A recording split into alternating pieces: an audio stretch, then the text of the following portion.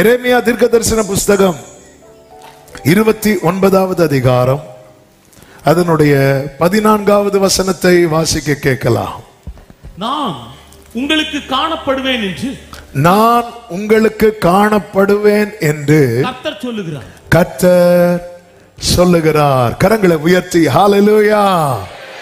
கர்த்தர் எப்பொழுதும் தம்மை மறைத்துக் கொண்டிருக்கிற தேவன் அல்ல, அவர் தம்மை வெளிப்படுத்துகிற தேவனாகவும் இருக்கிறார். ஒரு அதிகமாய் அழுத தீர்க்கதரிசிகளில் ஒருவர் யார் அப்படின்னு கேட்டா இந்த எரேமியான்னு சொல்லலாம். ஆமென், ஹல்லேலூயா. கர்த்தர் நல்லவர். ரொம்ப அவர் தலை தண்ணீரும் கண்கள் கண்ணீருமானால் நலமாய் இருக்கும் அப்படிங்கிறார். ஏன்னா இன்னும் அழணும்னு தோணுது, கண்ணீர் இல்லை. ஆமென். நினைக்கலாம், ஆண்டவரே இந்த காலத்திலே என்னை தீர்க்கதரிசியா தெரிந்தெடுத்தீர். ஹல்லேலூயா. ஒவ்வொரு காலத்துல கர்த்தர் ஒவ்வொருத்தரை தெரிந்தெடுத்தார். ஆனால் இந்த சிறையிருப்பு ரொம்ப ஒரு இக்கட்டின் காலம். 30வது அதிகாரத்தில் சொல்லப்பட்டிருக்கிறது, இது யாக்கோபுக்கு இக்கட்டு காலம் என்று 30:7 சொல்லப்பட்டிருக்கிறது. இது இக்கட்டு காலம், ஆனாலும் அவன் அதற்கு நீங்களாகி ரட்சிக்கப்படுவார். இந்த நெருக்கத்தின் மத்தியிலும் கர்த்தர் கொடுக்கிற நம்பிக்கையை இந்த எரேமியா தீர்க்கதரிசன புஸ்தகத்திலே பார்க்க முடியும். நிறைய காரியத்தை பார்க்க முடியும், ஆண்டவருடைய தண்டனையை பார்க்க முடியும், அது நடுவில் அவர் பாராட்டுகிற இரக்கத்தை பார்க்க முடியும். என் ஆண்டவருடைய விசேஷமே அதுதான். அவருடைய கோபம் ஒரு நிமிஷம் ஆனாலும் அவருடைய தயவோ நீடிய வாழ்வு. ஆண்டவர் நம்ம கிட்ட கேட்கறது ஒன்னே ஒண்ணுதான், அவரிடம் திரும்ப வேண்டும், அவ்வளவுதான். நீ திரும்பிட்டேன், அதாவது நம்ம தீபம் அணைகிறதுக்கு முன்னாடி நம்ம திரும்பிட்டோம்னு வைங்களேன், நம்ம ஜெயிச்சிருவோம்னு அர்த்தம். அதனாலதான் சத்ரு வேகமாய் நம்முடைய தீபத்தை அணைக்க முயற்சிக்கிறான். இவன் திரும்புறதுக்கு முன்னாடி, இவன் யோசிக்கிறதுக்கு முன்னாடி, அந்த இளையகுமாரன் புத்தி தெளிந்தென்று சொல்லப்பட்டிருக்கிறதே, இவனுக்கு புத்தி தெளிகிறதுக்கு முன்னாடி இவன் கதையை முடிச்சிருவோம். இவனுக்கு புத்தி தெளிகிறதுக்கு முன்னாடி. ஆமென். எத்தனை எத்தனை தேவ பிள்ளைகள் இதை புரிந்து கொள்ள வேண்டும், தேவ பிள்ளைகள் இதை உணர்ந்து கொள்ள வேண்டும். ஆமென். கொஞ்ச நேரத்தில் சிம்சோன் மரிக்க போகலாம், ஆனாலும் அந்த மரிக்கிறதுக்கு கொஞ்சம் முன்னாடி அவனுக்கு புத்தி தெளிந்தது. பார்த்தீங்களா, ஆண்டவர்கிட்ட மன்னிப்பு கேட்டு ஆண்டவர்கிட்ட கிருபையை கேட்கிறான், புத்தி தெளிகிறதுக்கு முன்னாடி. ஆமென். தேவன் மரண கண்ணிகளுக்கு நம்மை தப்புவிக்கிறார் என்றால் புரிந்து கொள்ளுங்கள், சத்துரு என்றென்றைக்கு நம்மை இல்லாமலாக்க பார்க்கிறான். மரணம் என்பது எல்லாருக்கும் உண்டு, எல்லாருக்கும் உண்டு. மரணம் என்பது அது அது அந்த காலம் நிறைவேறும் போது அது சம்பவிக்கும், அல்லது கர்த்தருடைய வருகை, ரெண்டுல ஒண்ணு கண்டிப்பா நடக்கும். ஆனா காலத்துக்கு முன்னே கதையை முடிக்க பார்க்கிறான் சத்துரு. கர்த்தர் கிருபையாய் காப்பாற்றி ஜீவனை தந்ததும் அல்லாமல் தயையும் பாராட்டி பராமரித்து பாதுகாக்கிறார். அதன் அர்த்தம் என்ன? என்றென்றைக்கு நம்ம இந்த சிறையிருப்பில் இருக்க வேண்டுமா? இல்ல, கர்த்தர் நம்மை மீட்டு. ஆமென். அந்த 29:14 சொல்லப்பட்டிருக்கிறது, அந்த வசனத்தை வாசியுங்கள். நான் உங்களுக்கு காணப்படுவேன் என்று கர்த்தர் சொல்லுகிறார். சிறையிருப்பை திருப்பி. அப்ப கர்த்தர் காணப்படும் போது என்ன மாறும்? சத்தமா சொல்லுங்க, இன்னும் சத்தமா சொல்லுங்க. அப்ப சிறையிருப்பு மாறணும்னா யாரு வரணும்? கர்த்தர் வரணும். கர்த்தர் எப்ப வருவார்னா, இனி இது நடக்காது. நீங்க கவனிச்சீங்கன்னா தெரியும், கர்த்தருடைய சேனாபதியை யோசுவா எப்பொழுது பார்த்தான் தெரியுமா? எரிகோவுக்கு முன்பாக நிற்கும்போது. எரிகோ எப்படிப்பட்டதா இருக்கிறது? இஸ்ரவேலருக்கு முன்பதாக அது அடைக்கப்பட்டிருந்தது. ஒருவருக்கும் உள்ளே போகவும் முடியாது, ஒருவருக்கும் முடியாது என்கிற இடம் வரும் தெரியுமா? அந்த இடத்துல ஒரு தேவ பிள்ளை யார அதிகம் தேடணும் தெரியுமா? யார அதிகம் எதிர்பார்க்கணும் தெரியுமா? கர்த்தரை. இந்த பகல் வேளையில, இந்த அக்டோபர் மாதத்தின் முதல் ஃப்ரைடே ஃபாஸ்டிங் பிரேயர்ல சமீபத்திலும் தூரத்திலும் இருந்து கேட்டுக்கொண்டிருக்கிற அன்பு உள்ளங்களுக்கு கர்த்தர் பேச விரும்புகிற வார்த்தை இதுதான். ஒருவருக்கும் முடியாது என்கிற நிலையில் இருக்கும்போது நீங்கள் அதிகமாய் தேட வேண்டியது யாரை தெரியுமா? யாரை மட்டும் தெரியுமா? ஆமென். நமக்காக வாசல்களை திறக்கிற, சிறையிருப்பை மாற்றுகிற, ஆமென், சீர்படுத்துகிற நாம் கர்த்தரை தேட வேண்டும். சத்தமா ஆமென் சொல்லுங்க பார்க்கலாம். ஒருவருக்கும் முடியாது, ஒருவருக்கு முடியாது. வேதம் முழுவதும் பார்த்தீங்கன்னா கர்த்தர் எப்பொழுது தம்மை வெளிப்படுத்துகிறவராய் இருக்கிறார் என்றால் ஒருவருக்கு முடியாது என்கிற நிலைமை வரும்போது கர்த்தர் தம்மை வெளிப்படுத்துகிறவராய் இருக்கிறார். சிறையிருப்பை திருப்பி உங்களை துரத்திவிட்ட எல்லா ஜாதிகளிலும் எல்லா இடங்களிலும் இருந்து உங்களை சேர்த்து நான் உங்களை விலக்கி இருந்த ஸ்தலத்துக்கு உங்களை திரும்பி வர பண்ணுவேன் என்று கர்த்தர் சொல்லுகிறார். சிறையிருப்பு அவருடைய பிரசன்ஸ்ல வேதம் சொல்லுகிறது. ஆமென். சங்கீதம் 97:5 கர்த்தரின் பிரசன்னத்தினாலே பர்வதங்கள் மெழுகு போல உருகிட்டு. ஆண்டவருடைய பிரசன்னத்தினாலே. ஹல்லேலூயா. ஆமென். எனவே தானே நம்ம பாடுவோமே, ஆமென். ஜீசஸ் நீர் வந்தால் சூழ்நிலை மாறுமே, முடியாததும் சாத்தியமாகுமே. இதை நம்புறவங்க கைகளை உயர்த்தி சொல்லுங்க. நீர் வந்தால் சூழ்நிலை மாறுமே, அல்லேலூயா, முடியாததும் சாத்தியமாகுமே. நிறைவே நீர் மாறுமே, நிறைவே நீர் வேண்டுமே, நிறைவே நீர் போதுமே, ஆவியானவரே. ஆண்டவர் வந்தா மாறும். இத ஒரு தேவ ஆண்டவரை இப்ப யாருக்குமே முடியாது, யாருக்குமே முடியாது. 6000 பிசாசுகள் பிடித்த வாலிபனை ஒருவராலும் கட்ட முடியாது. ஒருவராலும் கட்ட முடியாத போது யார் அங்க வரார் தெரியுமா? இயேசு வரார். நம்ம ஒருவருக்கு முடியாது என்கிற போதுதான் நம்முடைய நம்பிக்கை என்கிற அந்த காரியத்தை அடைத்து விடுகிறோம். இன்னைக்கு கர்த்தர் சொல்லுகிற வார்த்தை இதுதான். ஆமென். நீ முழு இருதயத்தோடும், யாருக்கு முடியாது, யாரால முடியாது. இந்த இடத்துல தேட முடியும் நினைக்கிறீங்க, தேட முடியாது. இந்த இடத்துல தேட முடியுமா? தேடவே முடியாது. யாருக்கு முடியாது என்கிற இடத்துல தான் நிறைய பேர் தேடலை விட்டு விடுகிறார்கள். ஆமென். யவீரு இயேசுவின் இடத்தில் வந்தபோது அந்த யவீருவின் மகளை சுத்தி டாக்டர்ஸ் நின்றுப்பாங்க, எல்லாரும் நின்றுப்பாங்க. அவங்களால முடியல. எவ்வளவு ட்ரை பண்ணியிருப்பாங்க, எவ்வளவு ட்ரை பண்ணியிருப்பாங்க, முடியல. அவங்களுக்கு முடியாததும் எவரிட்ட என்ன சொல்றாங்கன்னா, போதகரை ஏன் வருத்தப்படுத்துறீங்க, முடியாதுன்ட்டாங்க. ஆமென். ஆண்டவர் சொல்ல, நான் காணப்படுவேன். முடியாத விஷயத்தை கையில் எடுக்கிறது ஆண்டவருக்கு ரொம்ப பிடிக்கும்.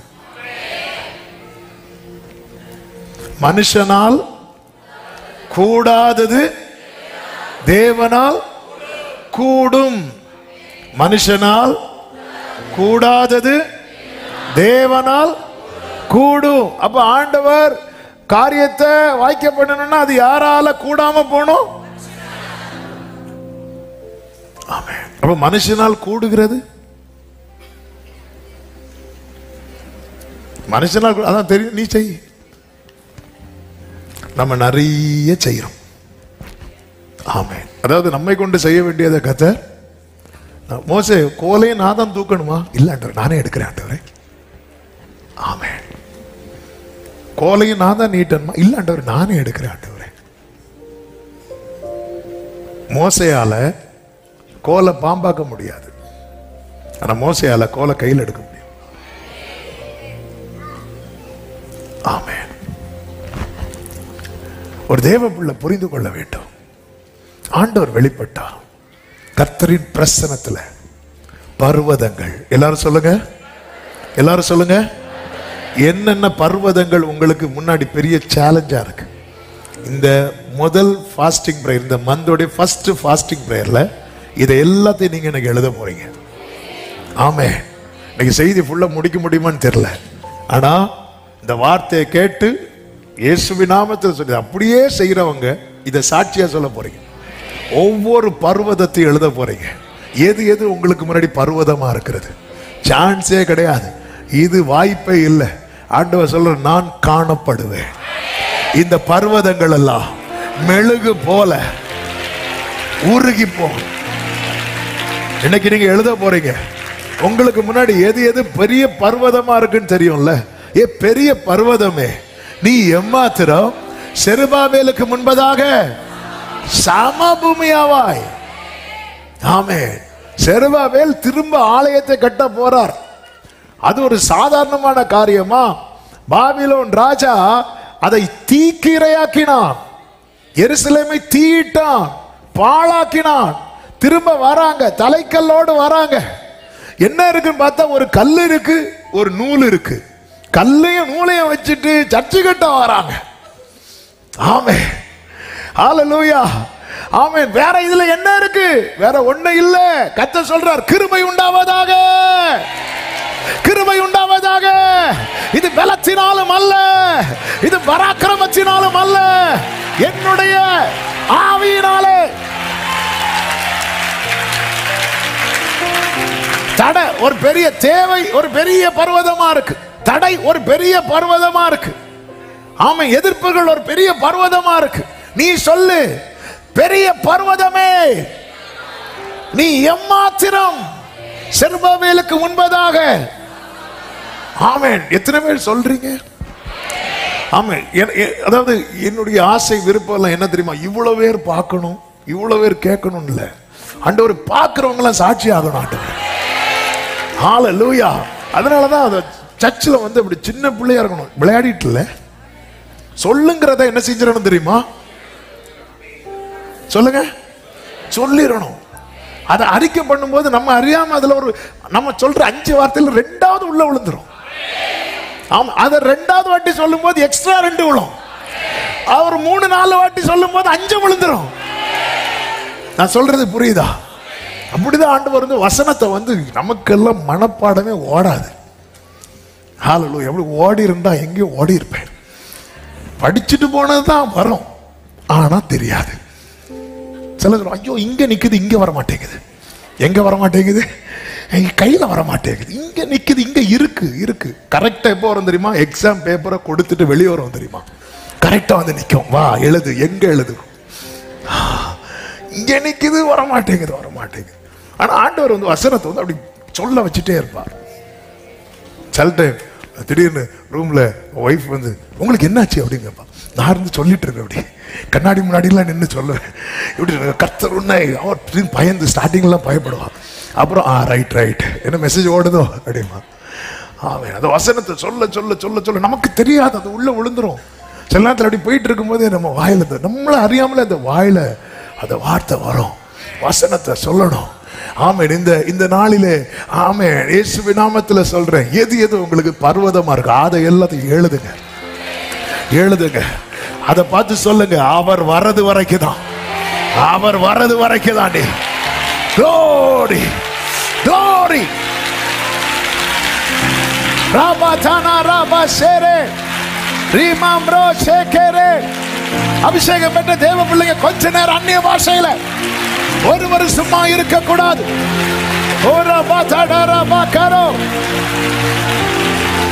அவர் வரது வரைக்கும் தான்.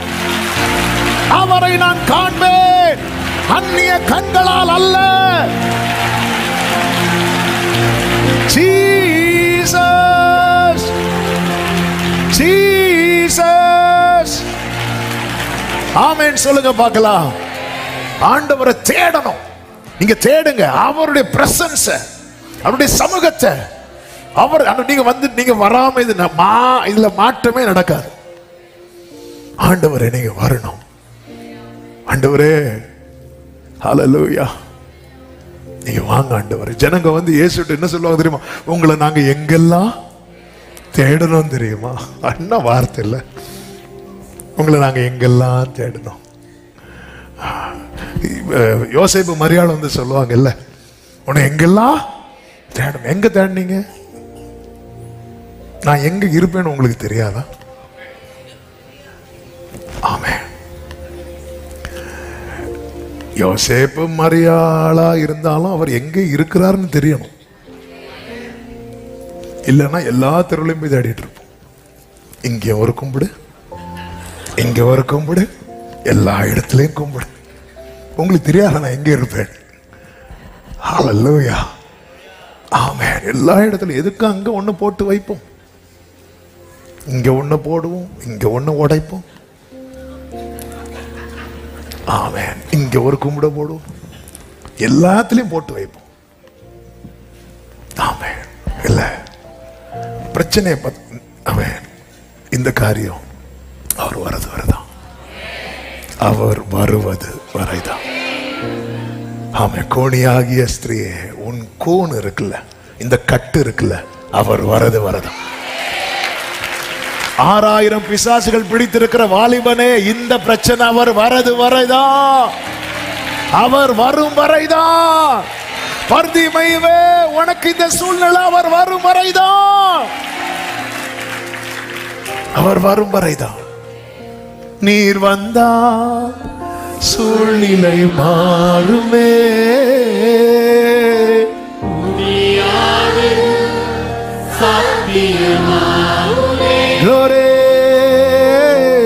நீர் வந்தா ஹல்லேலூயா, முடியாததோ. கைகளை உயர்த்தி நிறைவே நிறைவே நிறைவே ஆவியானவரே நிறைவே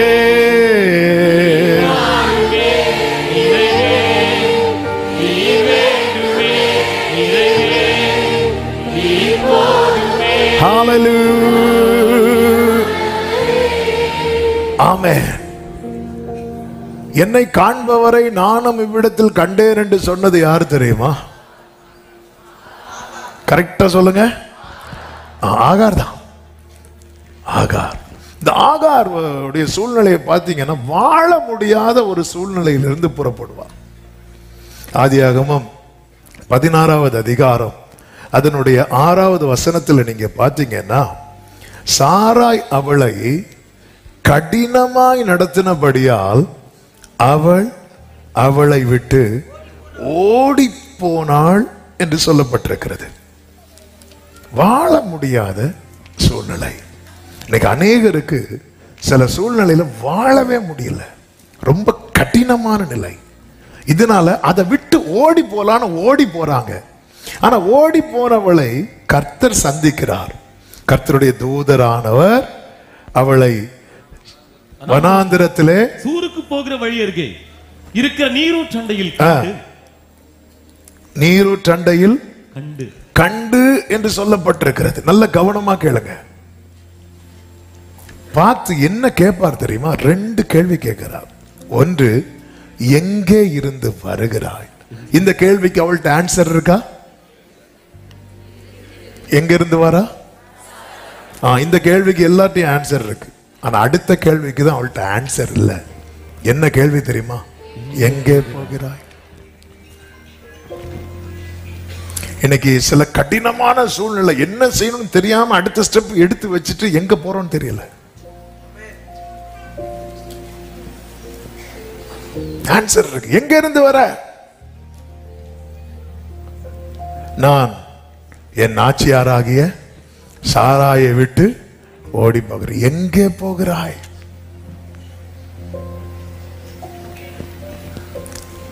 தெரியாது. சூழ்நிலை கடினம் என்றும் என்பதும் ஓடாதே. அந்த இடத்துல அவர் வெளிப்பட உன்னுடைய உள்ளம் ஏங்கட்டும். இதுதான் கர்த்தர் இந்த ஆகாரை வைத்து நமக்கு கற்றுத்தருகிற ஒரு பெரிய பாடம். நீ ஓடுற பத்தியா, ஒரு பிரச்சனையை விட்டு ஓடுவதனால் அந்த பிரச்சனை முடியாது. நீ எங்க இருந்து வருகிறாய்? அது எனக்கு தெரியுது. எங்க போற தெரியாது. ஏன் போற? அது எனக்கு அங்க ரொம்ப கஷ்டம், என்னால முடியல, என்னால ஹேண்டில் பண்ண முடியல.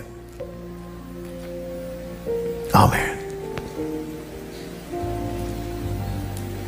எனக்கு தெரிந்தனா ஒருத்தக்க சொன்னது, அவங்க வீட்டுல இருந்து ஒருத்தங்க அது யாருன்னு சொல்ல மாட்டேன், ஏன்னா பார்த்துட்டு இருப்பாங்க. தெரியும் நான் இந்த வீட்டில் தலை வச்சு படுக்க மாட்டேன்னு போயிட்டாங்க. ஒரு 1.5 நாள் பசி தாங்க முடியல வந்துட்டாங்க. வீட்டில் ஒன்றும் இல்லையா வந்துட்டாங்க. எங்க அதாவது பிரச்சனை தான், கடினமான சூழ்நிலை தான், இறங்கிடுறோம். எங்க போறோம்?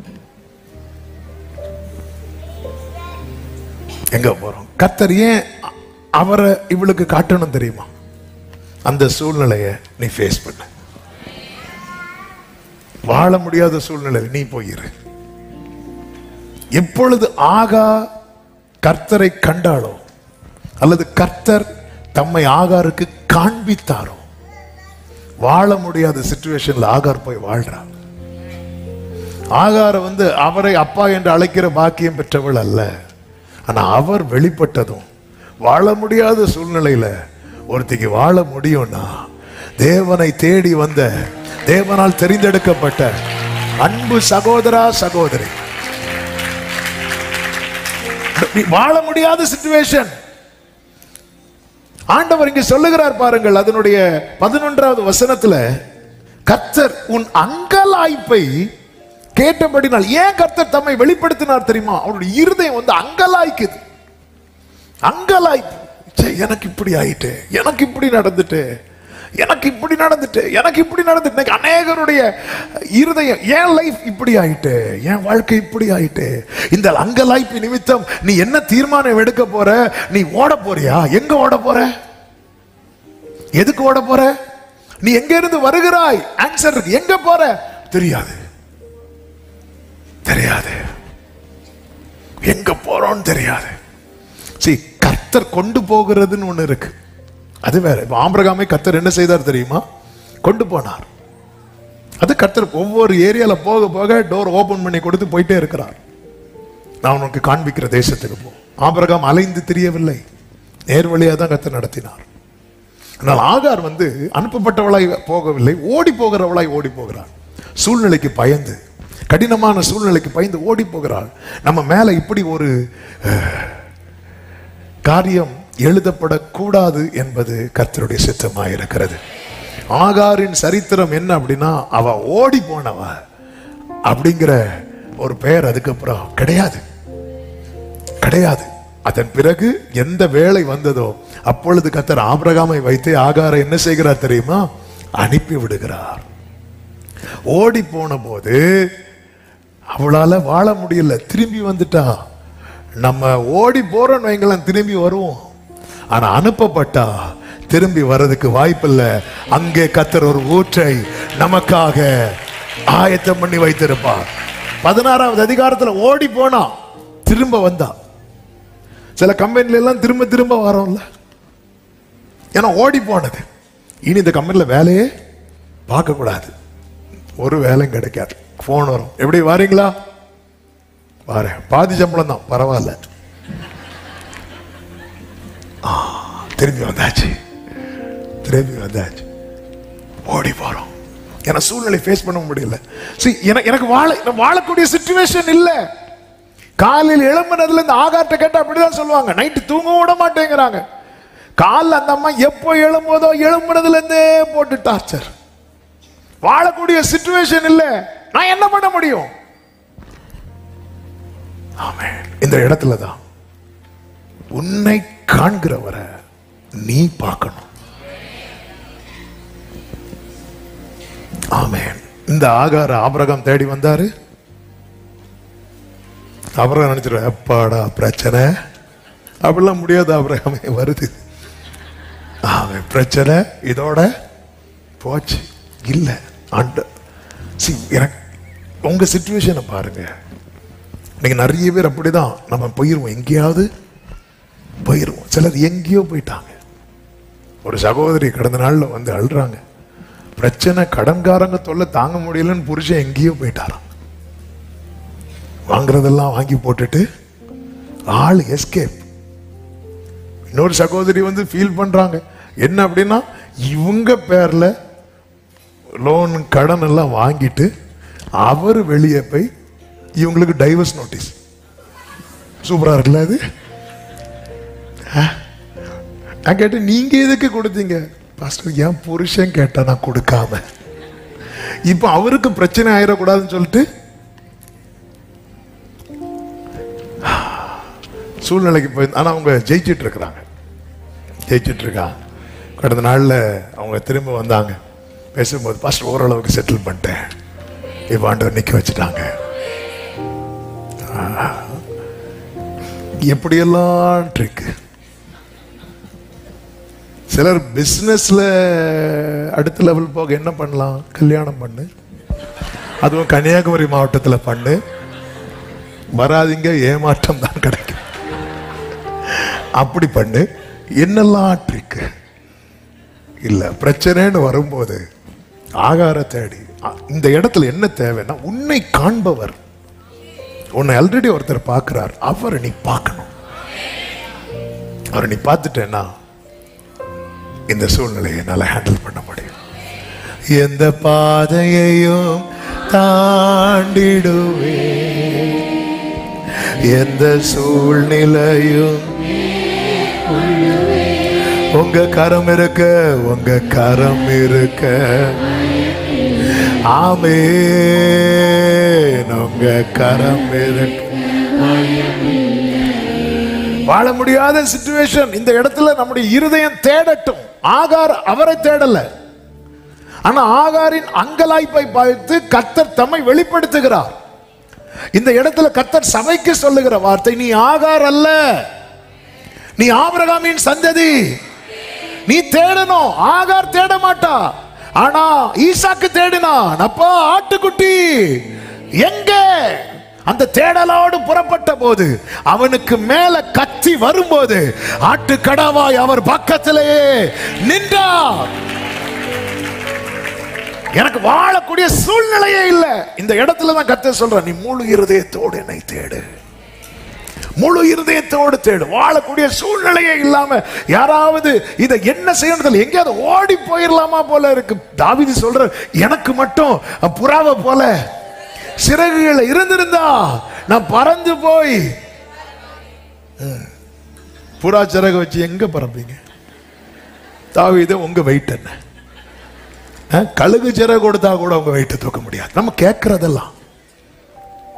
ஆமென். புறாவை போல சிறகு இருந்திருந்தா. ஆண்டவர் இருதயத்துக்கு ஏற்றவன் அல்லவா தாவீது. கேட்டதும் கொடுத்தாரா? கொடுத்திருந்தா என்ன இருக்கும்? பறந்து தூக்கிட்டு போயிருக்கும். புறாவை காணவில்லை. சிலர் வருவாங்க, பாஸ்டர் உங்க சர்ச்சு மாடியில எங்க புறா இருக்கு. அப்படியா? நீங்க வர மாட்டீங்க, ஆனா உங்க புறா வருது. புறாவை நம்ம எல்லாம் கேட்கிறோம், எங்கேயாவது ஓடி போயிடலாம் போல இருக்கு. ஆமென். ஆண்டவர் சொல்லுவார்ல ஒரு வார்த்தை, ஏசாயா 52வது அதிகாரம் அதனுடைய 12வது வசனத்தை வாசியுங்கள். நீங்கள் தீவிரித்து புறப்படுவதில்லை, நீங்கள் தீவிரித்து புறப்படுவது இல்லை, நீங்கள் ஓடி போகிறவர்கள் போல ஓடி போவதும் இல்லை. இந்த வார்த்தையை உங்க மனசுல அண்டர்லைன் பண்ணி வச்சுக்கோங்க. தேவனுக்கு எது பிடிக்காது தெரியுமா? இந்த ஓடி போறாங்க தெரியுமா? யாராவது ஓடி போக பிளான் வச்சிருக்கீங்கன்னா இயேசு நாமத்தில் கேன்சல். இந்த ஓடி போறது போல அப்புறம் சிரிக்கலாம். ஓடி போகிறது போல வாசிங்க. போச்சா? போவதும் இல்லை. நான் ஓடி போயிட்டார் நினைச்சேன். ஓடி போகிறது போல ஓடி போகிறது இல்லை இல்லை. அடுத்த வார்த்தை, கர்த்தர் உங்கள் முன்னே போவார். அது அர்த்தம் என்ன? இங்க நான் உன்னை கூட்டிட்டு போறேன். கர்த்தர் உங்கள் முன்னே போவார். இஸ்ரவேலின் தேவன் உங்கள் பிறகு உங்களை காக்கிறவராயிருப்பார். ஆமென். இந்த வார்த்தை கேட்கும் போது நம்ம உள்ள, ஆண்டவரே, நான் சூழ்நிலைக்கு பயந்து ஓடுகிறவனா இருக்க கூடாது, நான் சூழ்நிலைக்கு பயந்து ஓடுகிறவளா இருக்க கூடாதப்பா. உம்முடைய நாமம் எனக்கு தரிக்கப்பட்டிருக்கிறது. உம்மை நான் அப்பா பிதாவை என்று அழைக்கிறவன் அல்லவா. நான் சூழ்நிலைக்கு பயந்து ஓடி போக கூடாது. என்னங்க, ஆளையே காணோம், ஆளையே காணோம். பிரச்சனை ஓடி போயிடுவாங்க, ஆளையே காணாது. போனெல்லாம் சுவிட்ச் ஆஃப். இப்படி இருக்க கூடாது. சூழ்நிலைக்கு பயந்து ஓடி போக கூடாது. ஆமென். இதுல என்ன ஒரு ஆச்சரியம்னா, ஆபிரகாம் வரை இதுவரை சொல்லல என்னை காண்பவரை. ஆகார சொல்ல வச்சார். ஏன்னா ஆகார் தான் இப்போ எப்படிப்பட்ட ஒரு சிச்சுவேஷன்ல இருக்கிறா தெரியுமா? ரொம்ப ஒரு பரிதா, எங்கன்னு தெரியல. வாட் இஸ் நெக்ஸ்ட் தெரியல, என்னன்னே தெரியல. ஆண்டவர் எனக்கு சபைக்கு சொல்லுகிற வார்த்தை இதுதான். ஆமென். உனக்கு நான் காணப்படுவேன். ஆனா நீ என்ன தேடணும், நீ என்ன தேடணும். உனக்கு நான் காணப்படுவேன். ஹல்லேலூயா. கர்த்தர் தம்மை காண்பிக்க விரும்புகிறார். ஆண்டவரே, நான் சூழ்நிலைக்கு பயந்து ஓடி போகிறவனை போல நான் ஒரு இடத்துல இருந்து போறேன்னா அது நீங்க என்ன கொண்டு போறதான் இருக்கணுமே தவிர, அவங்க சாரால் என்ன கஷ்டப்படுத்தினாங்க, இவங்க கஷ்டப்படுத்தினாங்க, அந்த பிரச்சனை இந்த பிரச்சனை சொல்லி நான் என்ன பண்ணக்கூடாது. ஓடி போறது தேவ பிள்ளைக்கு. சொல்லுங்க, யார் ஓடி போறாங்கன்னு பாக்குறீங்களா? இல்ல, சூழ்நிலை. இன்னைக்கு என் சூழ்நிலை என்ன ஓட வைக்குது, இங்கிருந்து எஸ்கேப் ஆக ஓடு ஓடுன்னு சொல்லுது. இல்ல, நாள்தோறும் ஒருவன் பாதிக்கப்பட்டு கொண்டிருக்கிறான். எங்கிருந்து தெரியுமா? சோதம்ல இருந்து. கர்த்தர் வந்து கூட்டிட்டு போறார். கர்த்தர் வந்து கூட்டிட்டு போனா போயிடணும். அதுக்கப்புறம் லோத்தின் மனைவி மாதிரி திரும்பி பார்க்க கூடாது. கர்த்தர் தான். இவன் ஓடிட்டான்பா, இவன் ஓடிட்டான். இவங்க இருந்தாங்கல்ல, ஐயோ அவங்க கடன் தொல்லை தாங்காம ஓடிட்டாங்க, இவங்க பிரச்சனை தாங்க முடியாம ஓடிட்டாங்க. ஓடதான் தோணுது இல்ல, சில பிரச்சனைகளை எஸ்கேப் ஆக தான் தோணுது இல்ல. ஆண்டவர் கேட்கிறார், ஏன் என்ன தேட தோணல? ஓட தோன்ற உனக்கு தேட தோணலையே. ஆமென். பிரச்சனை ஓடு இல்ல, பிரச்சனை தேடு. ஆமே. பக்கத்துல பார்த்து சொல்லுங்க, ஓடாத தேடு. தேடலைன்னா ஓடு. ஹல்லேலூயா. தேடாதவங்க ஓடுவாங்க, ஓடாதவங்க தேடுவாங்க. ஆமா, எனக்கு தேடுறதுதான் கொஞ்சம் கஷ்டமா இருக்கு. அப்போ ஓடு. எனக்கு அது அதிகாலையில் என்னை தேடுகிறவன் என்னை, அதெல்லாம் முடியாது. ஓடு. ஆமென். தேடுகிறவன் ஓட மாட்டான், ஓட விட மாட்டார். அவன் அப்படி போறான்னா முன்னாடி அவர் இருப்பார், பின்னாடி அவர் இருப்பார். அவனை குறித்து எழுதப்படும், ஓடி போனவன் அல்ல, கர்த்தரால் கொண்டு போகப்பட்டவன். ஆமென் சொல்லுங்க பார்க்கலாம். யேசபேலுக்கு பயந்து ஒரு ஆள் ஓடுனாங்க. யாரு? எலியா. எலியாவே போதும், என்னை எடுத்துக்கொள்ளும். எடுத்துக்கிறேன் எலியாவே. அப்படி நான் எடுத்துட்டேன்னா நாளைக்கு சரித்திரம் என்ன சொல்லும் தெரியுமா? இவன் யாரு? ஓடி போனான். எங்க போனானே தெரியாது. ஆனா எலியாவே அப்படி சொல்லப்படக்கூடாது. எலியாவே நாளைக்கு எல்லாரும் என்ன சொல்லுவாங்க தெரியுமா? கர்த்தர் அவரை எடுத்துக்கொண்டார். அப்படிதான் சொல்லணும். மோசே 40வது வயதில் என்ன பண்ணாரு? ஓடி போனார், ஓடி போனார். கர்த்தர், வா உன்னை எகிப்துக்கு அனுப்புறேன். ஏன்னா உன்னை குறித்து சரித்திரம் எப்படி எழுதப்பட வேண்டும் தெரியுமா? மோசே ஓடி போனான் என்றல்ல. எபிரேயர் 11வது அதிகாரம் அதனுடைய 27வது வசனத்தை வாசியுங்கள். விசுவாசத்தினாலே அவன் அதரிசனமானவரை தரிசிக்கிறது போல, நான் வாசிக்கும் போது இடையில வாசிக்க வேண்டாம், அந்த விட்ட வார்த்தையை வாசிங்க. தரிசிக்கிறது போல உறுதியா இருந்து ராஜாவின் கோபத்துக்கு பயப்படாமல் எகிப்தை விட்டு போனான். இப்படிதான் எழுதப்படணும். ஆமென். தலைப்புள்ள சங்காரம் அடிக்குது. ராஜாவுக்கு எவ்வளவு கோபம் இருக்கும். ஆனா எப்படி போனார் தெரியுமா? கோபத்துக்கு. நல்ல கவனிங்க. ராஜாவின் வேலைக்காரர்கள்ல ஒரு ஆளை அடிச்சாரு. யாரு? மோசே. அப்போ ராஜா கோபப்படுறான்னு என்ன பண்றாரு தெரியுமா? ஒரே ஓட்டம். 40 வருஷம் காட்டல ஆள. ஆனா இப்போ யாருக்கு அடி விழுது? ராஜாவுடைய பிள்ளைக்கு. அப்போ வேலைக்காரனை கை வச்சதுக்கு ராஜாவுக்கு விறுவிறுன்னு வருதுன்னா, பாபிலோன் எகிப்தின் ராஜாவுடைய பிள்ளை மேல அடி விழுந்திருக்கு. அப்ப எவ்வளவு கோபம் இருக்கும். ஆனா மோசே எப்படி போறாரு தெரியுமா? தைரியமா. நாளைக்கு நம்முடைய தலைமுறை சொல்லணும். அதனாலதான் ஆண்டவர் திரும்ப கொண்டு வரார். சில சிச்சுவேஷனுக்கு கர்த்தர் திரும்ப கொண்டு வருகிறார். எது வேண்டான்னு நினைச்சேனோ அங்கேயேதான் கொண்டு வந்து உட்கார வைக்கிறார். என்ன பண்ணேன்னு தெரியல. அங்கிருந்து நீ இதுக்கு முன்னாடி எப்படி போன? ஒரே ஓட்டம், எடுத்தே ஓட்டம். என்ன ஓட்டம்? இல்ல, நீ திரும்பி போனோம். இதுவரைக்கும் மோசே உன்னை குறித்து சொல்லப்பட்டது. அவன் பயந்து ஓடி போயிட்டான். பயந்து, பாத்தியா உங்க ஆளை எங்க ஆளு ஒரே அடியில் அடிச்சு கொண்டுட்டார். என்ன அடிச்சா என்ன? பயந்து ஓடினவன் தானே. யாக்கோபே உன்னை குறித்து என்ன சொல்லப்பட்டிருக்கிறது? அவன் ஓடி போனான், அவன் ஓடி போயிட்டான். ஆண்டவர் திரும்ப கொண்டு வந்துட்டார், திரும்ப கொண்டு வருவேனார். ஆனா திரும்பி கொண்டு வரணும்னா யாக்கோபே நீ அவரை சந்திக்க வேண்டும். யாக்கோபின் வாழ்க்கையில ஏசா என்பவன் எல்லையா இருந்தான். ஏசா தான் எல்லை. ஏசாவை தாண்டி தான் தகப்பன் வீட்டுக்கு போக முடியல. அநேகர் வாழ்க்கையில அநேக ஏசாக்கள் எல்லையா இருக்கிறாங்க. அவங்க தான் பெரிய தொல்லையா இருக்கிறாங்க. அதை தாண்டி தான் போக முடியும். ஏசா சொன்னதாக யாக்கோபு கேட்ட கடைசி வார்த்தை என்ன தெரியுமா? ஏசா இப்படி சொன்னான் அப்படின்னு சொல்லிட்டு யாக்கோபின் தாயார் சொல்லுவாங்க. என்ன சொல்லுவாங்க தெரியுமா?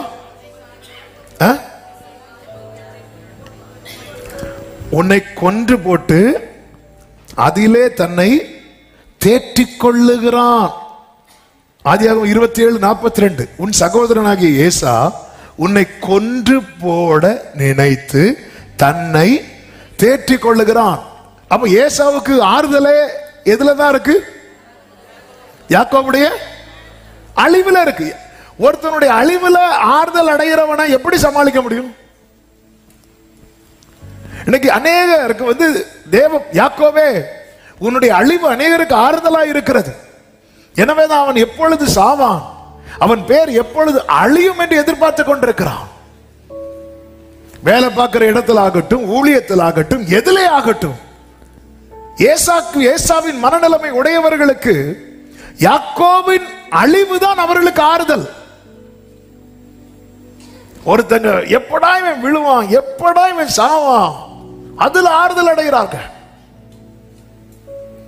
யோசேப்ப குழியில தூக்கி போட்டு யோசேப்பின் சகோதரர்களுக்கு எப்படிங்க சாப்பிட முடிந்தது? அது அவர்களுக்கு ஆறுதல். சிம்சோனுக்கு கண்ணை தோண்டிட்டு பெலிஸ்தியருக்கு மகிழ எப்படிங்க முடிந்தது? அது அவர்களுக்கு ஆறுதல். இந்த வார்த்தையை சொல்லும் போது ஆவியானவர் சபைக்கு எச்சரிக்கிற காரியம் தான். பிறருடைய வீழ்ச்சியில நம்ம ஆறுதல் அடைகிறோம்னா நம்ம யாக்கோபா இல்ல, நம்ம ஏசாவா இருக்கிறோம். பிறருடைய அழிவு, பிறருடைய வீழ்ச்சி, பிறருடைய தடுமாற்றம், அதுல நம்ம குளிர் காயிரோம்னா இயேசு மேல அடி அடின்னு அடிக்கிறாங்க, எங்க குளிர் காய்ஞ்சிட்டு இருக்கிறாங்க. இப்படி அப்போ திருப்பி தகப்பன் வீட்டுக்குள்ள வரலான்னு பார்த்தா இவன் தான் எல்லை. இந்த எல்லையை தாண்ட முடியல. ஆமா, இப்ப இவனை மேற்கொள்ளணும்னா யாக்கோபே ஒரே வழிதான் இருக்கிறது, அவரை சந்திக்கணும். அவன் யாபோக்காற்றின் கரையில் உட்கார்ந்து இருக்கிறான். வேதம் சொல்லுகிறது, அழுது அவரை நோக்கி கெஞ்சினான் என்று சொல்லப்பட்டிருக்கிறது. கர்த்தர் அவன் பக்கத்துல அவர் என்ன பண்ணார் தெரியுமா? யாக்கோபின் தொடைச்சந்தை தொட்டார். தொட்டதும் என்னாச்சு? சுளுக்கிட்டு. அவன் நொண்டி நொண்டி நடக்கும் போது, ஒவ்வொரு முறை அவனுக்கு வலி வரும்போது அவன் என்ன உணரணும் தெரியுமா? யாக்கோவே, நான் உன்னை தொட்டிருக்கிறேன், என் கை உன் மேல பட்டிருக்கிறது. என் கை சில வலிய கர்த்தர் அனுமதிக்கிறது எதுக்கு தெரியுமா? ஏசாவின் கையல்ல, என் கை உன் மேல இருக்கிறது, என் கை உன் மேல இருக்கிறது. இதை உணரும்படியாக, இதை நீ புரிந்து கொள்ளும்படியாக. கடைசி வரை ஏசாவின் கை அவன் மேல படவே இல்லை. ஏண்டவர் எனக்கு இந்த வலியை கொடுத்தீங்க, நீ புரிஞ்சுக்கணும், அவர் என்ன தொட்டிருக்கிறார். நான் அவரால் தொடப்பட்டவர், அவர் என்ன இப்படி நொண்டு போதெல்லாம் ஆண்டவர், இது ஆண்டவர் தொட்டது. ஆமென். இது அவர் கை வச்சது, இது அவர் என்ன தொட்டது. ஆமென். யாக்கோபு நொண்டும் போதெல்லாம் ரூபன் வந்து கேட்டுப்பான், அப்பா என்னப்பா ஏன் நொன்றீங்க? அவர் தொட்டா. எங்கப்பா தொட்டா? இப்ப அவர் தொட்ட பகுதி ரொம்ப ஃபேமஸ் ஆயிட்டு. ஹல்லேலூயா. அவர் தொட்டார். இது அவர் தொட்டது. ஒவ்வொரு ஏசான் வரும்போது அம்மா அவர் அவர் என்ன யார் தொட்டிருக்கிறா? அவர் தொட்டிருக்கிறார். யாக்கோபு என்னும் பூச்சியே, இஸ்ரவேலின் சிறு கூட்டமே, நீ பயப்படாதே, நான் உனக்கு துணை நிற்கிறேன். ஏசா வருகிறான். ஏசா வரும்போது யாக்கோபு அவரை பார்க்கிறான். ஆண்டு சொல்ற, நீ பார்த்துட்டு இல்ல, நீ மேற்கொண்ட போ. அவ்வளவுதான். ஏசா என்கிற எல்லையை 20 வருஷம் தாண்ட முடியவில்லை. எப்பொழுது கர்த்தரை அவன் கண்டானோ அவன் அந்த எல்லையை கிராஸ் பண்றான். அவங்க அப்பா கிட்ட போறான். இன்னைக்கு அநேகருக்கு ஏசா என்கிற ஒரு எல்லையை தாண்ட முடியாம இருக்கிறீங்க. நீங்க நல்லா வாழ்ந்துட்டு தான் இருக்கிறீங்க. 2 பரிவாரங்கள் இருக்கு. 2 பரிவாரம் வேண்டாம், எல்லாமே இருக்கு. உங்களுக்கு எல்லாமே இருக்கு, சூப்பரா இருக்கு. வெறும் கோலும் கையுமா போன இடத்துல சொத்து சுகம் எல்லாம் இருக்கு. ஆனா ஏசாவை தாண்ட முடியல. ஒரு குறிப்பிட்ட அந்த இடத்துல நிக்கிறான். இதுக்கு மேல போக முடியல. எல்லாருக்கும் பாருங்க, சிலருக்கு ப்ரொமோஷனுக்கு தடையா ஏசா இருப்பான். அவன் ஆசையே உனக்கு யாக்கோபை கொலை செய்ய நினைத்து தன்னை தேற்றிக் கொள்றான். சரி சரி சரி, அப்பா கதை சீக்கிரம் முடிஞ்சிடும், சீக்கிரம் முடியும் நினைக்கிறோம். கதையெல்லாம் முடியாது. அவர் கடைசியா சொல்லி சொல்லி ஃபுல்லா மட்டனும் சிக்கனும் சாப்பிட்டுட்டு இருக்கிறாரு. அவர்லாம் இப்ப போற மாதிரி இல்ல. தாயார் பாக்குறாங்க, இங்க பாரு, அவன் அதுல அவனை தேற்றிக் கொள்ளுகிறான். நாளைக்கு நீ செத்து கிடக்கிற, எப்படி செத்து கிடப்ப, உன்னை எப்படி கொல்லலாம், உன் கதையை எப்படி முடிக்கலாம். இன்னைக்கு பாருங்க, பிறருக்கு தீங்கு செய்யறது, தீங்கு பேசுறது அவங்களுக்கு ரொம்ப குளிர்ச்சியா இருக்கு. இவனை விடக்கூடாது, இவன் எப்படி விடக்கூடாது, இவன் என்ன வளர்ந்துட்டே போறான், இப்ப நேத்து வந்தவன் விடக்கூடாது. அந்த பேச்சு இருக்குல்ல, இது ஏசாவின் மனநிலை. ஏசாவையோ கர்த்தர் என்ன செய்கிறார் தெரியுமா? வெறுக்கிறார். ஒருத்தனை கொன்று உன்னை தேற்றிக் கொள்ளணும்னு நினைக்கிற மனம் இருக்கு பாரு, கர்த்தர் வெறுக்கிறார். இவனை கொன்று பெலிஸ்தியன் சொன்னா பாத்தீங்களா, உன்னை கொண்டு உன்னா பறவைக்கும்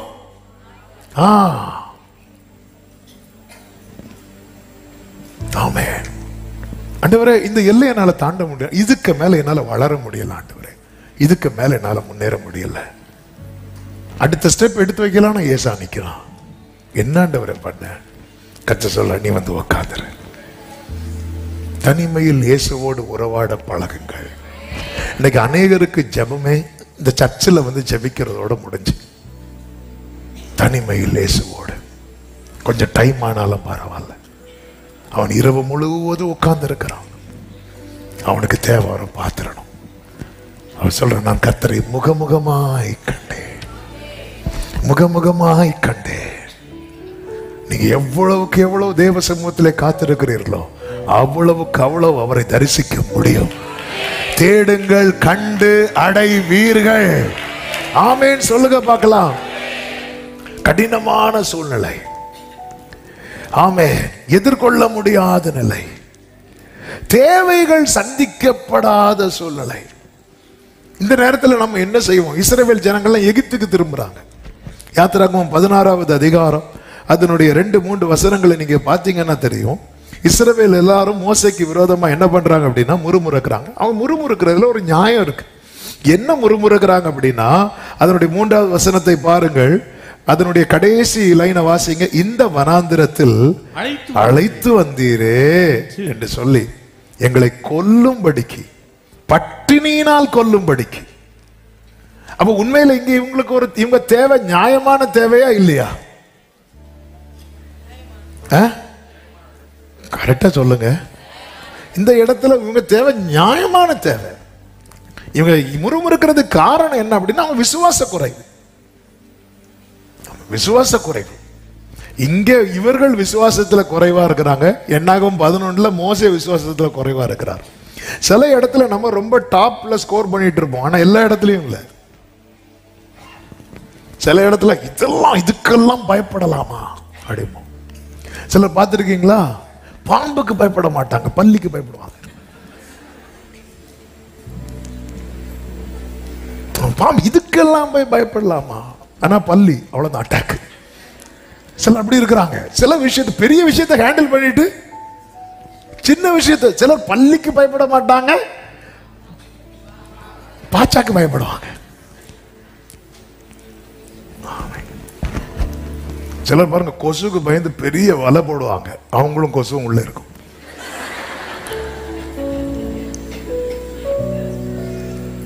நேத்து திருச்சியிலேருந்து வர கார்ல ஏறும்போது காருக்குள்ள ஒரு ஈ மாட்டிட்டு மதுரை வர என் கூட தான் வந்து, நான் கிளாஸ் இறக்குவேன், அது எங்க போகும்னு தெரியாது. திருப்பி கிளாஸ் ஏது சிரிச்சிட்டு இருக்கோம் அந்த ஃப்ரெண்ட்ல, ஹலோ, ஏன்னா வெளியே அவ்வளோ சூடுன்னு நினைக்கிறேன். மதுரை பக்கம் எங்கேயோ போச்சு, ஒரு அந்த ஸ்டாப்ல இறங்கிச்சா என்னவோ தெரியல.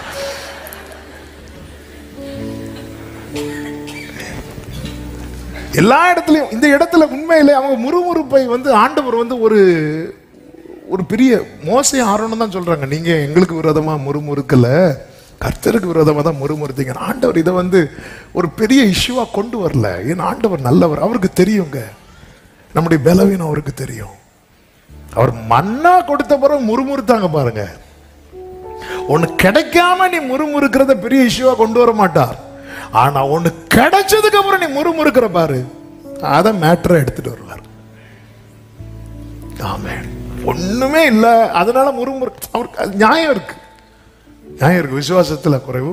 3 நாள் தண்ணி இல்ல, மாறாவை டேஸ்ட் பண்ணதும் கசப்பு, முறுமுறு. அவங்களாவது முறுமுறுத்தாங்க. நாம இருந்திருந்தா அவ்வளவு தண்ணி மோசையை குடிக்க வச்சிருக்கோம். 3 நாள் சூர் வனாந்திரத்தில் தண்ணி இல்லை, சுத்தி டயர்டாகி வராங்க. வந்து பார்த்தா மாறா எடுத்ததும் தண்ணி எடுத்து வாயில வைக்கிறாங்க, ஒரே கசப்பு. அவங்க முறுமுறுத்ததுல நியாயம் இருக்கா இல்லையா? இருக்குல்ல. ஆமே. சிலர் காலை நீட்ட விட மாட்டேங்கிறாங்களே, முறுமுறுக்கிறோம்ல, இவங்க இங்கதான் வந்து இருக்கணுமா? முந்தையெல்லாம் நாங்க கால் நீட்டிட்டு எப்படி இருப்போம் தெரியுமா? பூர்வ காலத்தை நினைக்கிறோம். இப்ப என்னன்னா காலில் 2 பேர்.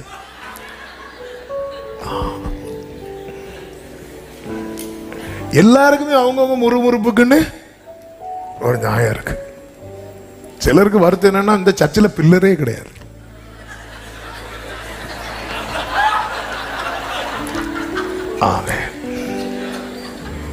கர்த்தர் உங்களை ஆசீர்வதிப்பாராக. இந்த நேரத்தில் இவங்க உண்மையில எங்க போயிட்டாங்க அப்படின்னா எகிப்துக்கு திரும்பிட்டாங்க. 3வது வசனத்தை ஒரு விசை கூட வாசியுங்கள். நாங்கள் இறைச்சி பாத்திரங்கள் அண்டையில உட்கார்ந்து அப்பத்தை திருப்தியாக சாப்பிட்டு எகிப்து தேசத்திலே கர்த்தரின் கையால் செத்து போனோம். அதாவது என்ன தீர்மானத்துல வராங்கன்னா ஃபாஸ்டிங் இருந்து சாகிறதுக்கு சாப்பிட்டு செத்துரும். ஆமா, ஒருவேளை போஸ்ட்மார்ட்டம் பண்ணா டீசெண்டா வயிற்றுல ஏதாவது சாப்பிடா இருக்கும். இது ஒண்ணுமே இல்ல.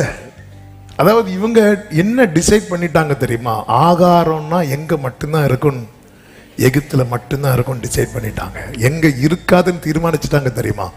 வனாந்திரத்துல இருக்காதுன்னு தீர்மானிச்சுட்டு, நீ எங்க உனக்கு வாழ்வாதாரம் இல்லைன்னு நினைக்கிறியோ அங்க கர்த்தர் உனக்கு வாழ்வாதாரத்தை தருவார். இது இவங்க டிசைட் பண்ணிட்டாங்க. இவங்க எகிப்துக்கு திரும்பினாங்கன்னா பைபிள்ல இங்க சொல்லல. ஆனா ஒரு வசனம் படிக்கும் போது தெரியும் இவங்க எகிப்துக்கு திரும்பினது.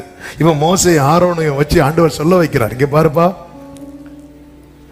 விடிய காலத்துல நீ மகிமையை பார்ப்ப, அப்பத்தினால் கர்த்தர் திருப்தி ஆக்குவார். 4வது வசனத்துல இந்த ஆண்டவர் பேசுறார். இப்படி பேசிட்டு ஆரோனும் 10வது வசனத்தை வாசியுங்கள். ஆரோன் இஸ்ரவேல் புத்திரராகிய சபையாருக்கெல்லாம் இதை சொல்லுகிற போது அவர்கள் வனாந்திர திசையாக திரும்பி பார்த்தார்கள். அதன் அர்த்தம் என்னன்னா இவங்க ஆல்ரெடி எங்க திரும்பிட்டாங்க?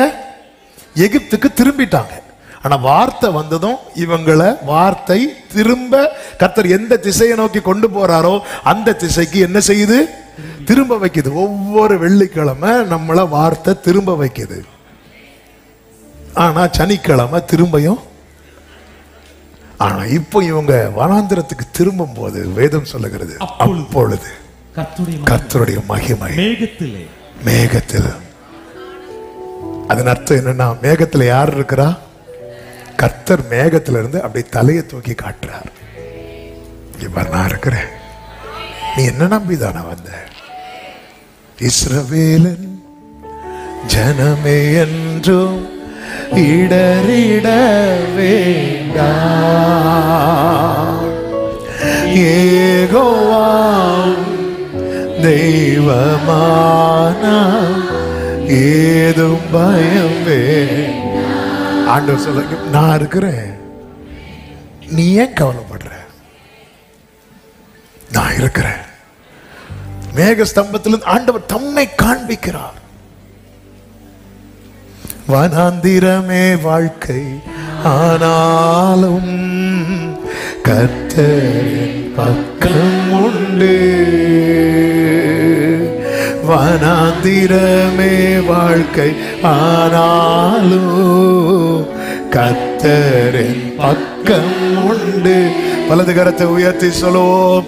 வேண்டியதை அவர் பார்த்து கொள்வார், நம்பி நான் முன் செல்வேன். வேண்டியதை அவர் ஆமே நம்பி நான் இயேசுவை இயேசுவை நாளெல்லாம் நான் பின்பற்றுவேன். என்னை வெட்கப்பட்டு ஆமென் இயேசுவை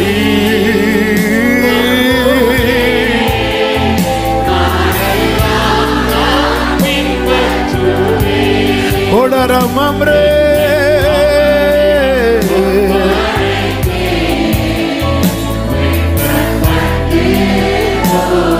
ஆமென். நீங்க பாருங்க, இஸ்ரவேலருக்கு அன்று வழிகாட்ட மேக ஸ்தம்பமும் அக்கினி ஸ்தம்பமும் இருந்தது. அதிலிருந்து மகிமை வெளிப்பட்டது. தேவ பிள்ளை நமக்கு கொடுக்கப்பட்ட நமக்கு வழிகாட்டு மேக ஸ்தம்பமும் அக்கினி ஸ்தம்பமும் கர்த்தருடைய வாசனம். நமக்கு ஒரு தேவை சந்திக்கப்படலைன்னதும் இதை விட்டுதான் திருப்புறோம். நீ திரும்பி பாரு, இதுக்குள்ள இருந்து அவர் தம்முடைய முகத்தை காட்பார். இஸ்ரவேலே, யாக்கோபே, இஸ்ரவேலே, உன்னை நான் மீட்டு கொண்டு வந்திருக்கிறேன். கூப்பிடும் காக்கை குஞ்சுகளுக்கு ஆகாரத்தை சபதரித்து கொடுக்கிற நான் உன்னை போஷிக்காம இருப்பேனோ? ஆமே. சாப்பிடணும்னா எகிப்துக்கு போனோம். அன்று அப்படி ஒரு சூழ்நிலை இருந்தது. தேவ சித்தம் அது. நாம் சாகாமல் பிழைக்க எங்க போவோம்னு யாக்கோபு சொல்லுவாரு, எகிப்துக்கு போவோம்னு சொல்லுவாரு. ஆனா இன்று பாரு, உன் கூட கர்த்தர் இருக்கிறார். எகிப்துக்கு போனதான் சாப்பிட முடியுமா? இந்த வனாந்திரத்துல உன்னை அழைத்து கொண்டு வந்தது யாரு? கர்த்தர் அல்லவா? நீ விடியற் காலத்துல இப்ப இவங்க மேகஸ்தம்பத்துல எதை பார்க்க ஆரம்பிச்சுட்டாங்க தெரியுமா? மகிமையை பார்க்கறாங்க, அவரை பார்க்க ஆரம்பிச்சுட்டாங்க. இவங்க திரும்பினதும் அவரும் திரும்பி போயிருக்கலாமே, அப்படி போக மாட்டார். நான் மனிதன் அல்ல. அதாவது நம்மளை ஒருத்தங்க நம்மளை பார்த்து முகத்தை இடது பக்கம் வெட்டுனா நம்ம அவங்கள பார்த்து வலது பக்கம் வெட்டும். இதான் அவங்க என்கிட்ட பேசல, நானும் அவங்கள்ட்ட பேசல. ஆனா ஆண்டவர் அப்படியே பார்க்கிறார், பார்த்துட்டே இருக்கிறார். மோசே ஆரோன் வந்து கன்வின்ஸ் பண்ணிட்டே இருக்கிறாங்க. தேவ சமூகத்தில் கொண்டு வந்து வார்த்தை மூலமாய் கர்த்தர் உங்களை வந்து சால்வ் பண்ணிட்டே இருக்கிறார், கூல் பண்ணிட்டே இருக்கிறார். தருவார் தருவார் தருவார். என்ன தருவார்? தருவார். நாங்களும் ஃபாஸ்டிங் பிரேயராக வந்து எகிப்துக்கு போனாலாவது இறைச்சி பாத்திரங்கள் அண்டையில், அட்லீஸ்ட் எங்களுக்கு இறைச்சி அவங்க தரல, பக்கத்துல இருந்து அதுலயே நாங்க வந்து இது எங்க எதை எதை எதை ஸ்மெல் பண்ண வனாந்திரத்துல எல்லாருக்கும் குடல் கரிஞ்ச ஸ்மெல் தான் வருது. ஒருத்தருக்கும் சாப்பிட்றதுக்கு ஒண்ணுமே இல்லை. அங்கேயாவது இறைச்சி பாத்திரங்கள் அண்டையில் உட்காந்து நாங்க பக்கத்துல போய் உட்கார போறோம். இன்னமும் அண்டை. எதுக்கு அண்டை? இறைச்சி பாத்திரங்கள் அண்டையில். ஆண்டவர் பார்த்துட்டு அவன்கிட்ட சொல்லு, நாளைக்கு நான் தருவேன். இன்னைக்கும் கர்த்தர் அதுதான் சொல்றார். தேவைகள் சந்திக்கப்படவில்லை. கர்த்தர் சொல்றார், நாளைக்கு விடியற் காலத்தில் கர்த்தருடைய மகிமையை காண்பீர்கள்.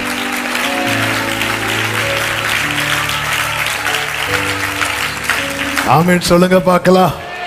வேதம் சொல்லுகிறது, அதனுடைய 13, 14 வசனங்களை வாசியுங்கள். 11 முதல் வாசியுங்கள். கர்த்தர் மோசேயை நோக்கி, இஸ்ரவேல் புத்திரரின் முறுமுறுப்புகளை கேட்டிருக்கிறேன். நீ அவர்களோட பேசி, நீங்கள் சாயங்காலத்தில் இறைச்சியை புசித்து விடியற் காலத்தில் அப்பத்தால் திருப்தியாகி நான் உங்கள் தேவனாகிய கர்த்தர் என்பதை அறிந்து கொள்வீர்கள் என்று சொல் என்றார். சாயங்காலத்தில் காடைகள் வந்து விழுந்து பாளையத்தை மூடிக்கொண்டது. விடியற் காலத்தில் பாளையத்தை சுற்றி என்ன பெய்திருந்தது? பனி பெய்திருந்தது. இப்போ எதை கவர் பண்ணிட்டு தெரியுமா? பாளையம், அதாவது வனாந்தரத்தை எது கவர் பண்ணிட்டு? பனி. இப்ப நேத்து வரை இவங்க கண்ணுக்கு வனாந்தரம்னா ஒண்ணுமே இல்ல. இப்ப கண்ணுக்கு எப்படி தெரியுது? ஃபுல்லா பனி. பெய்திருந்த பனி நீங்கின பின்பு இதோ வனாந்தரத்தின் மீது எங்கும், வனாந்தரத்தின், இனி வனாந்தரம் எதெல்லாம் சொல்லி ஃபீல் பண்ணியோ அதுக்கு மேல ஃபுல்லா வனாந்தரத்தின் மேலெங்கும், என்னுடைய இல்லாய்மையின் மேலெங்கும், என்னுடைய குறைவின் மேலெங்கும் glory. ஆண்டவருடைய விசேஷமே உன் பலவீனத்தில் என் பலன், அவருடைய பலன் பூரணமாய் விளங்க என்னில் என்ன வேணும்? இனி வராது. ஓ அப்படி பல.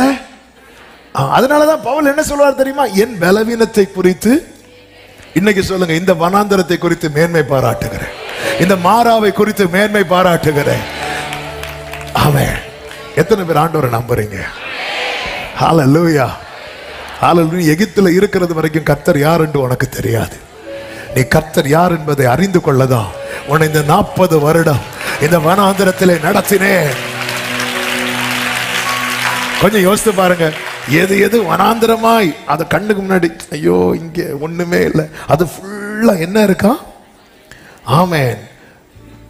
உருட்சியான ஒரு சிறிய வஸ்து உறைந்த பனி கட்டி பொடிய தனையால் தரையின் மேல் கிடந்தது. இஸ்ரவேல் அதை கண்டு அது இன்னது என்று அறியாதிருந்து ஒருவரை ஒருவர் பார்த்து, அது கொஞ்சம் வெயிட் பண்ணுங்க, ஒரே ஓட்டம். அதை கண்டு இன்னதென்று, இதை என்னன்னு சொன்னாங்க நேத்து? வனாந்தரம். இப்ப என்ன சொல்றாங்க? குருடரை அவர்கள்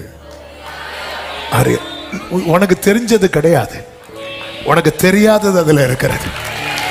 எப்பொழுது நீ அவரை சந்திக்கிறாயோ அது உனக்கு வெளிப்படுத்தப்படும். உன் வாழ்க்கை என்ன? என் வாழ்க்கை தெரியாது, எனக்கு என்னன்னு தெரியல. பக்கத்துல பார்த்து சொல்லுங்க, தெரியல. ஆமே, தெரியல. எப்ப முடியும்னு தெரியல, என்னன்னு தெரியல. கொஞ்சம் முன்னாடி என்ன சொன்னாங்க? இந்த வனாந்தரம். அந்த 3 கடைசி ஒரு விசை கூட வாசியுங்கள். இந்த வனாந்தரத்திலே அழைத்து வந்தீர்களே. இது என்னது? நேத்து என்ன சொன்னாங்க, இன்னைக்கு என்ன சொல்றாங்க? இப்படிதான். இதான் க்ளோரி. தெரியாது, உனக்கு தெரிஞ்சது இல்ல, உனக்கு தெரியாதது. கர்த்தர் உன்மேல வைத்திருக்கிற திட்டம் உனக்கு தெரிந்ததல்ல, நீ அறியாததும். உனக்கு விசுவாசிக்கிறவங்க மட்டும் நல்ல கரங்களை சட்டி ஆமென். பூமிக்கு வானம் எவ்வளவு உயரமாய் இருக்கிறதோ அப்படியே உங்களை குறித்த,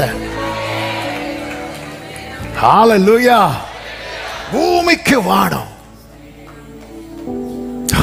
என் நினைவுகள் அல்ல. இன்னைக்கு நீ எதை பார்த்து இந்த வனாந்திரம், அதே இடத்துல வந்து இது என்னது என்னது தெரியல. நம்மள்ட்ட வந்து கேட்பாங்க, எப்படிங்க நீங்க எப்படி பாஸ் ஆனீங்க? நான் இப்படிதான் வச்சேன், பாஸ் ஆனா தெரியல, தெரியாது. இது என்னது என்று அறியாதிருந்து ஒருவரை ஒருவர் பார்த்து இது என்ன என்ன. அப்பொழுது மோசே அவர்களை நோக்கி, நேத்து இது என்னன்னு அவங்க சொன்னாங்க, வனாந்தரம். அவங்க யார பார்த்தாங்க? மோசையை பார்த்து என்ன பண்ணாங்க? உங்களை பார்த்து முறுமுறுக்கிறவங்களுக்கு எல்லாம் நாளைக்கு உங்களை வச்சுதான் பேச போறார். ஆகாதென்று தள்ளின கல்லை தலைக்கல்லாய் மாற்றி இது கர்த்தராலே ஆயிற்று, இது நம்முடைய கண்களுக்கு. எத்தனை பேர் சொல்ல, என்னை பார்த்து முறுமுறுத்தவர்களுக்கு கர்த்தர் என்னை கொண்டு பதில் சொல்ல போகிறார். விசுவாசிக்கிறவங்க சத்தமா ஆமென். அவங்கள பொறுத்த வரைக்கும் அவங்களுக்கு தெரிஞ்சது வனாந்தரம். அதனால மோசே எப்படி நிக்கிறார், இன்னும் என்ன சொல்லன்னு தெரியல. ஆனா மோசையை பார்த்து முறுமுறுக்க கர்த்தர் மோசையோட பேசிட்டே இருக்கிறார். வனாந்தரத்துக்குள்ள உங்களை காரணம்னு சொல்லிட்டு இருக்கிறாங்கல்ல. ஏன்னா நீங்க சொல்லிதானே அவங்க புருஷன் ஜெபம் பண்ணாரு, நீங்க சொல்லிதானே அவங்க மனைவி ஜெபம் பண்ணாங்க. இதை நம்ம சொல்லி ஜெபம் பண்ணிடுவாங்க. ஆனா ஜெபம் பண்ணி நடக்கல, உண்டு இல்லைன்னு பண்ணிடுவாங்கல்ல. வெயிட் பண்ணுங்க, அவங்க தெரியாம திகைச்சு நிற்பாங்க, இது என்னது. அப்பொழுது நீங்க சொல்லுவீங்க, கர்த்தர் உங்களுக்கு புசிக்க கொடுத்த இது கர்த்தராலே அவர் வெளிப்படட்டும். முழு இருதயத்தோட ஆண்டவர்கிட்ட ஒன்னே ஒண்ணு கேட்க போறோம். ஆண்டவரே, நீங்க வெளிப்பட்டுட்டீங்கன்னா என் பிரச்சனை எல்லாம் சால்வ் ஆயிடும். நான் உங்களை தான் பார்க்கணும். கண்களை மூடி இந்த செய்தி இன்னும் முடியல. கர்த்தர் சித்தமான வருகிற நாட்களை தொடரும். இப்போ முடிஞ்ச அவங்களுக்கு ரொம்ப நேரம் உட்காந்துட்டீங்க, வேணா எழுப்பி நிக்கலாம் ஒரு 5 நிமிஷம். இன்னும் உம்மை அறியணும்,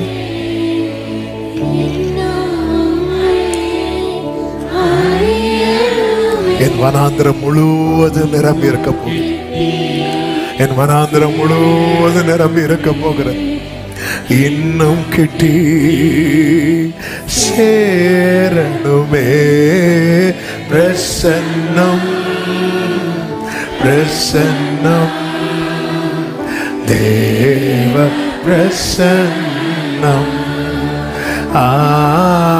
பிரசன்னம், பிரசன்னம்.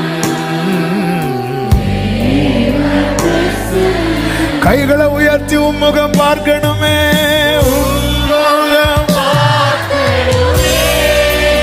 ஆமென். க்ளோரி.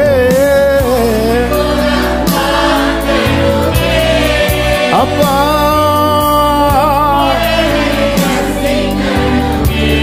பாதம் அமரணும், பாதம் அமரணுமே.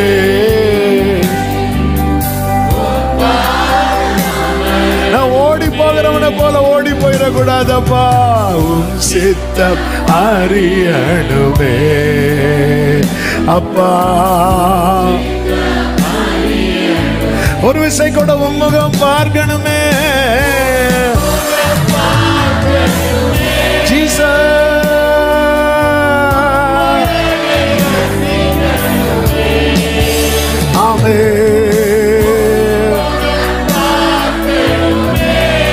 என் இதயம் உம்மை முழுமையாய் தேட வைக்கப்பா. வேற யாரையும் அல்ல, உங்களை மட்டும் பாதம். ஹல்லேலூயா. உன் விருப்பம் அறியணுமே. ஆமென் ஆண்டவரே, ஆமென் ஆண்டவரே. ஆண்டவர்கிட்ட நீங்க இப்ப பேசுங்க. ஆண்டவரே, நான் ஆகாரம் போல ஓடி போயிடக்கூடாதப்பா. ஆண்டவரே, உம்மை முழு இருதயத்தோடு தேடுனா. வேதம் சொல்கிறது, கர்த்தரை கண்டடையத்தக்க சமயத்தில் அவரை தேடுங்க. அவர் பிராமிஸ் பண்ணி இருக்கிறார்ல, இந்த மாத கர்த்தர் நமக்கு வாக்கு தந்திருக்கிறார்ல. அவர் கர்த்தர் தம்மை காண்பிக்க சித்தம் வைத்திருக்கிறார். கர்த்தர் தம்மை காண்பிக்க சித்தம் வைத்திருக்கிறார். முழு இருதயத்தோடும் தேட என வைங்கப்பான்னு சொல்லுங்க. ஆண்டவரே நான் ஒன்றை கேட்டேன் அதையே நாடுவேன் என்று தாவீது சொன்னது போல என் இருதயம் உம்மை தேடட்டும். அதிகாலையிலே உங்களை தேடணும், ராத்திரி ராக்காலத்தில் உம்மை தேடணும், அந்தி சந்தி மதியான வேளைகளில் உம்மை தேடணும். ஆண்டவரே என்னை தேட வைங்கப்பா, உம்மை தேடணும், உம்மை தேடணும். ஆண்டவரே நீங்க வெளிப்பட்டீங்கன்னா வலது கரத்தை உயர்த்தி இடது கரத்தை இருதயத்தில் வச்சு, அப்பா நீங்க வெளிப்பட்டீங்கன்னா இந்த பர்வதம் போல நிக்கிற பிரச்சனை எல்லாம் இல்லாமலே போயிருப்பா. நாம தடையா நிக்கிற ஏசாவை தாண்ட முடியும்பா. இந்த கடினமான சூழ்நிலையை ஹேண்டில் பண்ண முடியும். ஆண்டவரே தேவைகள் எல்லாம் அதிசயமாய் சந்திக்கப்படும்பா. நான் எத்தனை காலம் தான் இந்த வனாந்திரத்தையே பார்த்து கொண்டிருப்பது? இந்த வனாந்திரம் மூடத்தக்கதான உம்முடைய நன்மை கர்த்தாவே எனக்காக நீர் வெளிப்படுத்த மாட்டீரோ? எத்தனை காலம் தான் இந்த வெறுமையை பார்த்து கொண்டிருப்பது? எத்தனை காலம் தான் இந்த காலி பாத்திரங்களையே பார்த்து கொண்டிருப்பது? கர்த்தாவே அந்த தீர்க்க தரிசன புத்திரரின் மனைவியின் வீட்டில் இருக்கிற காலி பாத்திரங்கள் எல்லாம் நிரப்பினவரே, எலிசாவை பார்த்துட்டு போனதுக்கு அந்த பாத்திரங்கள் நிரப்பப்படுமானால் நாங்கள் உம்மை தேடி வந்திருக்கிறோம், உம்முடைய முகத்தை நாடி வந்திருக்கிறோம். உம்முடைய முகத்தின் மொழியை எங்கள் மேல பிரகாசிக்க பண்ணும். இது என்னதென்று ஆச்சரியப்படுத்துகிறவரே, வனாந்திரம் என்று முறுமுறுத்தவர்களை இது என்னதென்று ஆச்சரியப்படுத்தினவரே, எங்க வாழ்க்கையிலே கர்த்தர் அப்படியே செய்வீராக, அப்படியே செய்வீராக. ஆமென். தேவனை தேடுகிற இருதயம், ஆண்டவர் அதை தான் சொல்ல விரும்புகிறார். இது கண்டடையத்தக்க சமயம். இந்த 10வது மாதத்துல ஆமென் கர்த்தர் தந்த வாக்குத்தத்தத்துக்காக நான் ஆண்டவரை ஸ்தோத்திரிக்கிறேன். ஆண்டவர் சொல்ல, நான் வெளிப்படலைன்னா உனக்கு பிரச்சனை சால்வ் ஆகாது. கர்த்தர் தம்மை காண்பிக்க விரும்புகிறார். 2 கரங்களை அப்படியே வானத்துக்கு நேராக என் இருதயத்தை ஒருமுகப்படுத்து. என் மனம் உங்களை தான் நினைச்சிட்டு இருக்கணும், உங்களை தான் தேடணும். மார்த்தாளும் மரியாளும் அதான் சொன்னாங்க, நீங்க இருந்திருந்தா இது நடந்திருக்கும் ஆண்டவரே. அப்பா கிட்ட சொல்லுவீங்களா? உங்க வாழ்க்கையில என்ன ரொம்ப வேதனையான காரியம் நடந்திருக்கு? என்ன ரொம்ப வேதனையான காரியம் நடந்திருக்கு? நீங்க இருந்திருந்தா இது நடக்காது. நீங்க வந்துட்டீங்கன்னா மாறிடும். என் கண்ணீர் மாறும், என் வறுமை மாறும், என் புலம்பல் மாறும். அன்னைக்கு இஸ்ரவேலர்கள் இந்த வனாந்தரத்துக்கு காரணம்னு மோசேன்னு நின்னது போல என் குடும்பம் எல்லாம் என்ன பாக்குதுப்பா? நீ ஒருத்தி தான் இதுக்கு காரணம், நீ ஒருத்தன் தான் இதுக்கு காரணம். அவங்களுக்கு பதில் சொல்ல வைங்கப்பா, அவங்களுக்கு பதில் சொல்ல வைங்கப்பா. இது என்னது? என்ன நடந்தது? இது எப்படி ஆயிற்று? இது எப்படி சாத்தியமாச்சு? சொல்ல வைங்கப்பா. உங்க மகிமையை காட்டுங்கப்பா, உங்க மகிமையை காட்டுங்க ஆண்டவரே. ஆளுகை செய்வீரா? உங்களை பார்க்கணும். அப்பொழுது மோசே ஜனங்களை நோக்கி, மோசைக்கு விரோதமான முறுமுறுப்பு, இன்று உன்னை நோக்கி தொடுக்கப்படுகிற முறுமுறுப்புகளுக்கு நாளை கர்த்தர் உன்னை கொண்டே பதில் சொல்ல வைப்பார். நீ கர்த்தரை தேடுகிறவன் அல்லவா? கர்த்தருக்கு முன்பாய் நிற்கிறவள் அல்லவா? உன்னை தலைகுனிய விடமாட்டார்.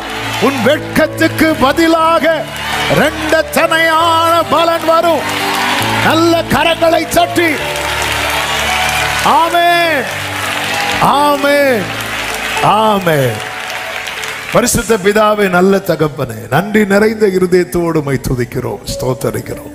நீர் நல்லவர். மிகுந்த கிருபையினாலே இந்த புதிய மாதத்தின் முதல் ஃப்ரைடே ஃபாஸ்டிங் பிரேயர்ல உங்க சமூகத்தில் எங்களை அழைத்து கொண்டு வந்து பாட துதிக்க ஆராதிக்க செபிக்க வைத்து நல்ல சாட்சிகளை கேட்க பண்ணினீர். எங்களோடு பேசினீர். நீங்க வெளிப்பட்டா போதும், நான் அவர்களுக்கு காணப்படுவேன். நீர் உம்மை காண்பிக்க சித்தமா இருக்கிறீர். நாங்க தேடணும். பாதி மனதோடு அல்ல, முழு இருதயத்தோடு கிருபை செய்யும் ஆண்டவரே. ஃபேஸ் பண்ண முடியாத கடினமான சூழ்நிலையில் ஆகார வாழ வைக்க உங்க பிரசனம் வெளிப்பட்டது காரணம்ப்பா. ஏசா என்கிற எல்லையை தாண்டி யாக்கோபை போக வைத்தது நீர் அவனுக்கு உம்மை வெளிப்படுத்தினது ஆண்டவரே. அப்பா, தேவைகள் சந்திக்கப்படலன்னு திரும்பின ஜனத்தை மீண்டும் உம்மிடமாய் திருப்பினது நீர் உம்மை காண்பித்ததப்பா. அப்படி ஒவ்வொருடைய வாழ்க்கையிலும் கர்த்தாவே நீர் உம்மை காண்பித்து உடைய பிள்ளைகளுடைய வாழ்வை கர்த்தர் ஆசீர்வதித்து இது கர்த்தரால் நமக்கு கிடைத்தது என்று சொல்லத்தக்கதாய் கர்த்தருடைய பிள்ளைகளை சாட்சியாய் நிற்க வைப்பீராக. கிருபை உண்டாகட்டும். உடைய நாமத்துக்கு மகிமை வர பண்ணும். ஒவ்வொருவரையும் சமாதானத்தோடு அனுப்பி சாட்சியாய் கொண்டு வாரும். எல்லா கன மகிமை துதி ஸ்தோத்திரங்கள் ஒருவருக்கே செலுத்துகிறோம். இரட்சகர் இயேசு கிறிஸ்துவின் நாமத்தில் பிதாவே.